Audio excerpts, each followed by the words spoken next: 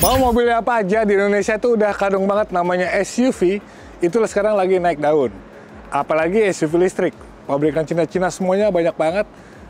Dan di sini Hyundai atau Hyundai ya yang udah jadi salah satu pemain lama itu nggak mau ketinggalan. Makanya kalau misalnya kita nganggap mobil-mobil Hyundai itu pada mahal-mahal semua ya, Ioniq 5, Ioniq 6 gitu yang listriknya.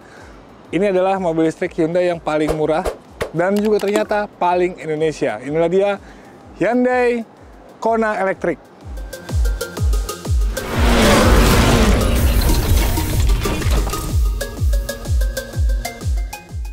Lihat tampangnya SUV itu pasti yang jadi kegemaran kalian semua lah gitu. Apa sih yang ngebedain SUV dari Hyundai ini dengan SUV-SUV listrik lainnya yang udah beredar di Indonesia? Nah sekarang kita bakal bahas seperti apa di tengah teriknya udara Jakarta. Untungnya nih warna putihnya dop kayak gini tuh adem banget. Jadi kita bakal bahas ya. Yang pertama secara tampilan, dia memang terkesan jauh lebih futuristis. Apalagi dengan adanya pixel-pixel khas kayak gini ya. Jadi mau di Ioniq 5, Ioniq 6 itu semuanya pixel kayak gini tuh jadi khasnya dari Hyundai. Ini keren banget dari gue lah ya. Ini dari kiri sampai ke kanan itu semuanya tuh dibikin satu garis kayak gini dan ini kotak-kotak semua. Sisanya itu semuanya clear. Ini buat ngecasnya ada di sini yang nampilin kalau misalnya ini adalah mobil listrik. Kalau ini kurang tegas juga, ini masih ada plat nomor yang di sininya tuh warna biru yang menandakan ini beneran memang mobil listrik. Di sini ada motif-motif diamond dan ada kamera yang ngasih tahu gitu loh kalau mobil ini tuh punya kamera 360 yang oke banget. Kita beranjak ke samping. Di bagian samping pun ini juga gue harus ngasih apresiasi sama desainer Hyundai karena ketika kalian bilang mobil-mobil Cina itu desainnya atraktif segala macam, Hyundai pun seperti itulah gitu. Jadi ini nggak ada kesan monoton walaupun di bagian sampingnya. Kenapa? Karena banyak garis-garis tegas, misalnya kayak di sini. Terus juga otot-ototnya. Dan dia sebagai SUV juga ditegaskan sama over fender yang dibikin menyatu sama bodinya. Jadi ngebikin dia tuh juga lebih kelihatan berototnya. Udah gitu, dia pakai pelek yang cukup besar menurut gue 19 inci dengan desain ya oke lah dual tone ini sebenarnya standar. Tapi bisa kalian lihat sendiri secara proporsional itu tuh dia beneran emang pas banget gitu ya. Jadi nggak terlalu besar juga nggak terlalu kecil. Ini gue suka. Ada padding-padding di sini gitu ya. Terus begini dibikin blackout, ada roof rail segala macam. Pokoknya yang menegaskan kalau ini adalah sebuah SUV. Nah, di bagian belakang kita lihat lagi nih. Sama kayak di bagian depan. Jadi belakangnya juga dia banyak pixel-pixel khas dari Hyundai. Dari tadi kiri ke kanan, sekarang kanan ke kiri ya. Kanan ke kiri nih, ini semuanya kotak-kotak ini dibikin langsung melebar kayak gitu ya. Ada logo Hyundai-nya dan juga ini ada tulisan Kona yang ini juga bukan chrome, jadi kayak sebenarnya titanium, jadi kelihatannya itu enak. Nggak terlalu rame, tapi juga nggak terlalu sepi lah gitu ya. Terus yang ketika kebanyakan orang-orang itu nulisannya EV, di sini tulisan elektrik. Jadi memang menegaskan banget kalau ini adalah sebuah mobil listrik. Dan bumpernya juga dia beneran rame. Ada pixel-pixel lagi di sini, kotak-kotak dan di sini juga ada illumination. Bahkan di sini kayak mobil F1 dia juga ada lampu-lampu masuk di bagian atasnya. Jadi bagian belakang pun Hyundai Kona itu tetap bakal menarik perhatian kalian lah ketika ada di jalan. Sekarang kita masuk ke dalam kabinnya yang dia juga ternyata nggak lebay gitu ya. Dia masih menyisakan nuansa-nuansa mobil-mobil konvensional, termasuk kayak start-stop engine-nya juga ada di sini nih. EV start-stop, jadi bukan engine start-stop ya. Oke, udah nyala semua. Wih. Nah, menariknya itu ketika banyak mobil-mobil listrik lain gitu yang dia mengedepankan gimmick untuk ngasih layar yang besar banget di sini, Hyundai itu enggak. Jadi menariknya dia tuh kayak MID sama head unit ya, terintegrasi gitu ya. Di sini MID-nya ini juga informasi udah pasti banyak banget, cukup lengkap dan karena ini mobil listrik yang paling Indonesia, jadi tulisan-tulisannya juga semuanya udah pakai bahasa Indonesia. Udah gitu di sini head unitnya emang nggak gede-gede banget, tapi secara fungsi ini sangat lengkap banget, bahkan untuk konektivitas Android Auto sama Apple CarPlay-nya pun udah nggak perlu pakai kabel segala macam ya, jadi udah semuanya ada di sini. Tombol-tombol masih banyak di sini ya, buat mengatur audio, tuh setup mobil, home segala macam juga tetap ada di sini. Di bawahnya itu buat panel-panel AC juga ini masih pakai tombol-tombol, jadi dia berusaha untuk tetap jadi mobil-mobil konvensional yang banyak di pasaran gitu. Di bagian bawah ini cukup lengkap, ada dua buat Type C ya. sama buat 12 volt 180 watt. Nah, jadi cukup lengkap. Bahkan kalau misalnya masih kurang juga, di bawahnya ada wireless charging, terus di sininya juga dia ada buat knob yang buat ngoperasin drive mode. Terus ini yang uniknya dari mobil-mobil Hyundai gitu ya, dia punya jok yang nggak cuman enak didudukin, tapi juga bisa ada sirkulasinya. Jadi kalau misalnya kalian lagi di puncak atau lagi di mana ya, daerah-daerah yang dingin gitu ya, ini bisa dipanasin nih. Ada tombol sini. Ada 3 opsi buat tingkat kepanasannya, jadi bisa diinin juga. Sama kalau misalnya kayak lagi sekarang nih, kayak di Jakarta nih panas banget, gila ya gini, kayak gini. Ya udah nih, nyalain aja nih. Jadi tiba-tiba nih, si jok yang udah dilapis kulit ini, yang ada bolong-bolongan sirkulasinya itu tuh bisa ngeluarin udara dingin atau udara panas yang bakal memanjakan dan bikin kita nggak capek ketika jalan jauh. Terus ribet nih naruh barang di mana gitu. Ini gede banget. Jadi di konsol tengahnya tuh ada 2 cup holder yang juga bisa nggak difungsikan, dan ketika ini dikosongin tuh kita bisa banyak naruh apa aja di sini yang beneran praktis banget menurut gue.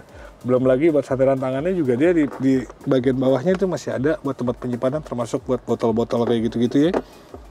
Jadi secara utilitas maupun fungsi ini mobil beneran memang sangat-sangat berguna banget gitu.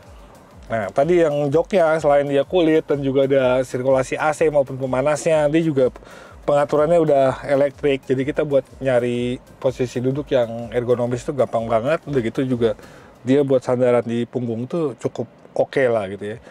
Dan di sini ada 3 tuas ya sebenarnya. Satu ini buat kayak wiper dan lain-lain gitu. Terus di sini buat lampu sen, buat mengaktifkan lampu depan gitu-gitu. Sama di bawahnya. Nah, ini yang sebenarnya menurut gue penting, dan kalian yang baru pertama kali beli mobil ini pasti nyari ini tuas transmisi di mana ini gitu-gitu ya. Jadi Hyundai naruh di sini. Ini juga tinggal diputer-puter gini doang aja ya, buat ke R, D, N atau juga P dipencet gitu. Nah, ini ada di sebelah sini.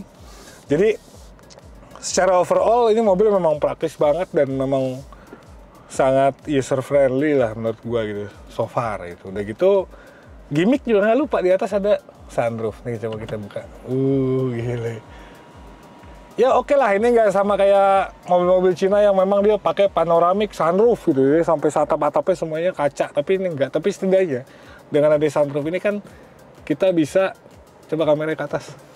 Makanya gue bilang gimmick, karena kepake nggak kepake sih ya sunroof. Tapi ya dengan adanya sunroof bisa jadi salah satu poin plus dari sebuah mobil. Nah, ini sektor mesinnya atau motor listriknya gitu ya. Kalau misalnya mobil listrik, dia tetap menyerupai mesin-mesin bensin konvensional. Ada covernya kayak gini, dan ini ada tulisan EV yang menandakan ini berbeda dari mesin-mesin bensin konvensional lainnya gitu ya. Ada 2 opsi gitu ya. Yang pertama itu dia kalau yang versi tertingginya kayak kita tes ini, dia punya baterai 66 kWh. Ini bisa punya jarak tempuh 500 sampai 600 km. Ini menurut gue cukup lumayan jauh banget gitu ya. Terus kalau yang versi standarnya itu baterainya lebih kecil, 48,9 kWh, dan jarak tempuhnya juga ini di atas 400 km. Jadi mau yang versi paling standarnya pun mobil ini tuh udah no worry lah gitu, lo kapan harus ngecas segala macam, karena ini cukup oke gitu ya. Terus udah gitu dia bisa dipacu sampai kecepatan maksimal itu 167 km per jam.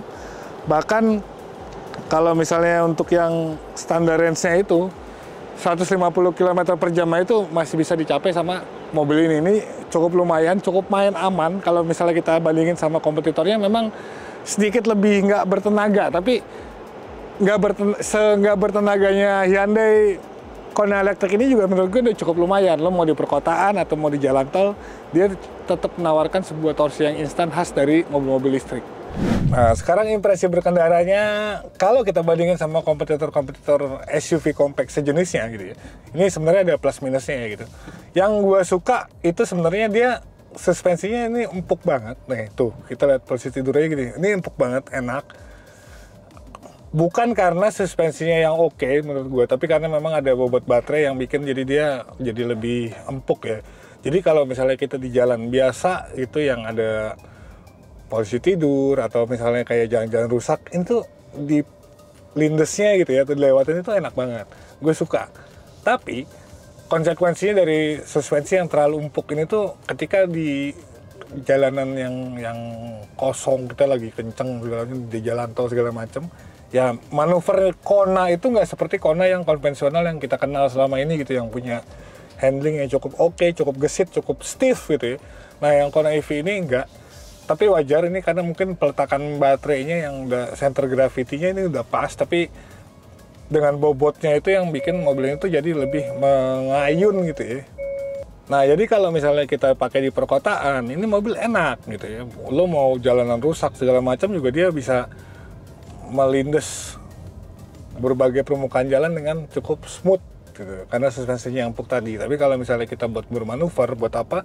Ya memang Kona elektrik yang terbaru ini nggak segesit identitas Kona-Kona yang sebelumnya yang memang dia tuh gesit, stiff gitu-gitu ya. Tapi ya mungkin bisa diwajarkan lah gitu ya. Terus udah gitu untuk performa gitu ya, untuk torsi segala macem, ya namanya mobil listrik ini pasti instan dan gue suka. Jadi memang dia nggak sekencang kompetitornya, ada kompetitornya yang lebih kencang, tapi menurut gue dengan kondisi yang seperti ini pun ini udah jauh lebih dari cukup gitu ya untuk dipakai di perkotaan dan lain-lain. Dan efeknya apa? Dan selain dia pakai baterai nikel ya, ini gue belum bikin sebuah penelitian yang lebih apa, tapi baterai nikel itu kayaknya tuh jauh lebih irit, jauh lebih efisien gitu ya konsumsi listriknya dibanding baterai LFP. Oke lah, LFP bisa lebih kenceng gitu ya, kayak BYD dan lain-lain itu bisa lebih kenceng. Tapi untuk konsumsi listriknya mereka memang jauh lebih irit. Dan gue bisa menemukan mobil listrik yang memang beneran irit. Even dia cuma 1 kWh itu bisa buat 10 kilo, itu menurut gue udah jauh lebih bagus banget. Karena hampir kebanyakan mobil-mobil listrik yang pernah gue coba itu paling banter aja ya, paling ini tuh 5 atau 6 km per kWh. Sementara ini tuh bisa sampai 10 km per kWh. Jadi menurut gue cukup efisien dengan tenaga yang tetap cukup gitu. Terus udah gitu dari sisi setir nih gitu, kalau misalnya setir dari feelingnya, dari feedback segala macam ke jalan tuh ini jauh lebih berasa ketimbang mobil listrik yang Cina itu yang lebih kayak hambar gitu ya. Jadi kita nggak tahu nih ini kayak gimana sih gitu. Dia cuma tahu buat mengendalikan, buat bolak-belak doang gitu aja.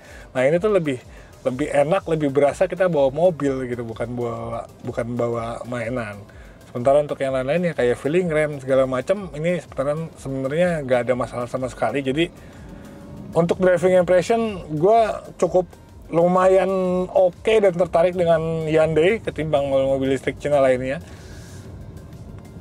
Tapi ya tadi karena ada plus minus, jadi tinggal dipilih aja kalian tuh sukanya gimana. Cuman secara overall ini mobil listrik yang sangat Indonesia dan beneran enak di setirin buat kereta, buat daily activity kalian lah.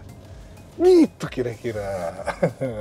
Ya, jadi persaingan mobil-mobil listrik khususnya segmen SUV itu sekarang memang beneran makin panas di Indonesia. Tapi ya tinggal pilihan kalian di mana gitu. Banyak mobil-mobil brand-brand dari China gitu ya. Terus Jepang mungkin belum main, tapi untuk Korea kayak terutama Hyundai gitu ya, ini udah cukup ada. Nah buat si Kona EV ini, walaupun dia dibilang sebagai mobil listrik paling Indonesia, tapi untuk harga jualnya ternyata juga nggak bisa semurah dari brand-brand sebelahnya gitu ya. Paling murah ini 499 jutaan dan paling mahalnya itu bisa sampai 600 juta kurang gitu ya. Nah untuk ininya pilihan yang terbaik ini sebenarnya kalian kayak gimana. Tapi kayak misalnya after sales atau dealer segala macam Hyundai jelas sudah jauh lebih banyak gitu ya. Apalagi nanti beberapa tahun ke depan juga dia mungkin bakal makin banyak dan makin sempurna lagi. Jadi silakan di ini aja. Cuma menurut gue secara overall ini mobil memang cukup oke gitu. Walaupun dia juga nggak baru-baru, bukan yang dari dulu gitu. Dia pendatang baru hitungannya.